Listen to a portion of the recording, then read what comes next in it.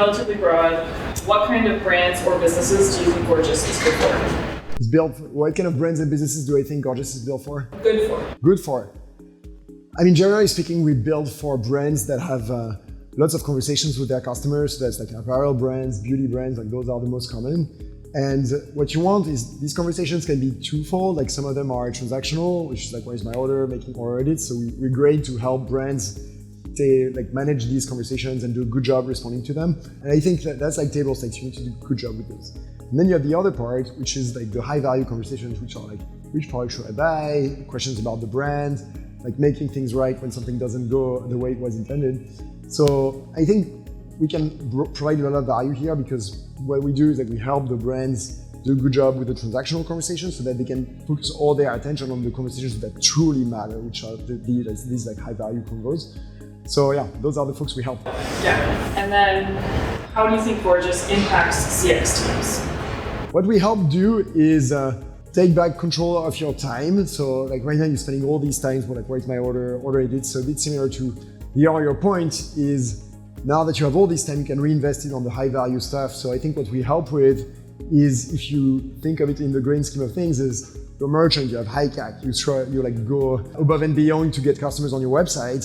And then once these customers are on your website, like sometimes brands don't pay enough attention to them and are like, hey, like it's just, I'm gonna do what's table stakes and that's good enough. And I think the whole idea is that you have this equation of like how much resources you invest or effort you invest in like getting people around, and how once they are in the door, like how much do you invest on getting them to be happy.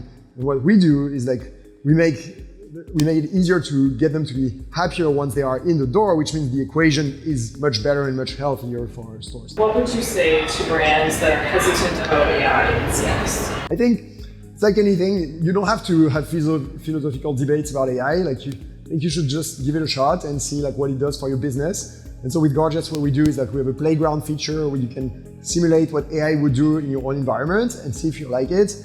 Best case, AI can automate 60% of your repetitive requests. Worst case, it's still a much smarter autoresponder than your open Monday, Friday, 9 to 5. Like you're gonna acknowledge the customer's problem, respond within 1 minute at night, during weekend, which is a much, much better customer experience. So I think people should play with AI and see what is the level of AI that they want. But I think the mistake would be like, hey, I just want to stay away from this trend. I think just like run towards it and see how much you like it. You can have different levels of involvement in AI, but at least give it a shot. Yeah, I think one of the brands that we spoke to yesterday was saying, it's a gradient. Like it's not like an offer on switch where it's like suddenly like you've given everything over to AI. It's like, you can have a portion. Absolutely. And I felt like that was a really good, for me, I felt like that was a really good way to frame it. It's like, there's gradients of how much AI. For sure. This one, there's no right or wrong answer. I've been asking everyone today. Is AI making CX more or less human? I think more human because it's allowing us to do more human things. So the humans are going to spend time on the human tasks. So what it means is there are tasks that shouldn't be handled by humans, which is like take the context of a customer, pull up the process that you should follow, pull up the shipping information, and then respond. Like, I don't think that's a great task for humans, and I don't think humans doing this love doing that. Like they're like, hey, like that's part of the job, but it's not so fulfilling. So I think AI is great because AI is a tool, and like with Homo sapiens, like we've been building tools for like 200,000 years now, and it's just like we got one more tool. So like now, what are we gonna do with this tool? And so we're gonna use that tool to do less of the non-human, like less things that us humans we're not like made for. And then we're gonna focus on the things that we're great at, which is building relationships, giving personalized experience. So that's the way I view it. I think AI is an opportunity to be more human. Yeah. This one, Emily and I were talking, about like what questions we would ask you and Alex, and I think something that like say as a new employee, but even as like a brand or a long-standing brand that seems relevant is sort of knowing like a past, present, future kind of snapshot of Gorgias. So, can you say a bit about like how Gorgias began, how you feel about Gorgias right now, and what are your hopes for? Sure. So when we started Gorgias, the whole idea was to say customer service agents are underserved. Right now they work out of Zendesk or Gmail, and what happens is that they have information Shopify, like the warehouse management software and like the loyalty program. And so we were like, hey, let's bring everything together so that we can provide a better customer experience. So I think to a vast extent, like this is where Gorgias is today. That's like the biggest part of what we do. And what we've been up to is to figure out what are some of the ways you can leverage AI to improve your business. And so that's, I think, the like short-term future for Gorgias is to get all our brands to leverage AI to make 60% of your CX. If you're successful doing this, you're going to crush it for BFCM, and we're excited for you. And then the long run is, now that we've automated all of this, how can we use the time that your team has to drive revenue? And I think what's interesting is the metaphor that Harley was making on stage with the concierge from a high-value luxury brand experience that you get is incredible. And right now what's happening is you get like a bunch of texts, hey, it's Father's Day, 10% off, or it's Mother's Day, 20% off.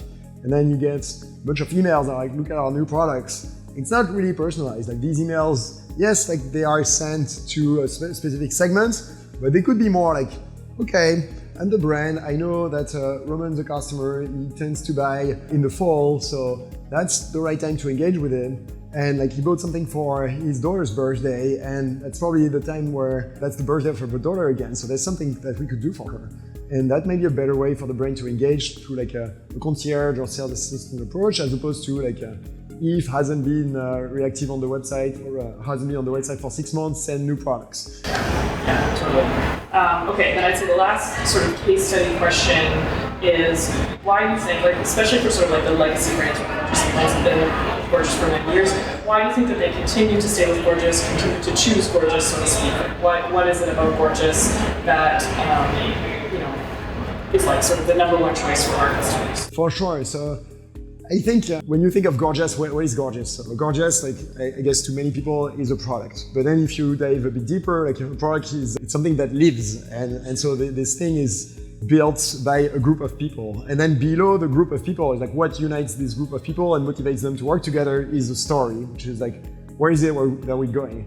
And so I think the way people perceive us is that, yes, like we ship t-shirts, we're gonna help you do a good job, but I think it's more like we're all on this journey together, and so we share this common belief in this, in the story that's behind the people who work here and that's behind the product. And so I think that's probably why people use our product, is like they think we're gonna help them to enter the AI era and like leverage it to up-level their customer experience. They think we can help them get a seat at the table by driving more revenue for the store, and that's exactly what we want to be doing. Okay, then I'd say the last sort of case study question is why do you think, like especially for sort of like the legacy brands with Gorgias and brands that have been with Gorgias for many years, why do you think that they continue to stay with Gorgias, continue to choose Gorgias, so to speak? What is it about Gorgias that is like sort of the number one choice for our customers? For sure. So I think when you think of Gorgias, what is Gorgias? So Gorgias, like I guess to many people, is a product. But then if you dive a bit deeper, like a product it's something that lives, and so this thing is built by a group of people. And then below the group of people is like what unites this group of people and motivates them to work together is a story, which is like where is it that we're going? And so I think the way people perceive us is that, yes, like we ship t-shirts, we're gonna help you do a good job, but I think it's more like we're all on this journey together, and so we share this common belief in this, in the story that's behind the people who work here and that's behind the product. And so I think that's probably why people use our product, is like they think we're gonna help them to enter the AI era and like leverage it to up-level their customer experience. They think we can help them get a seat at the table by driving more revenue for the store, and that's exactly what we want to be doing.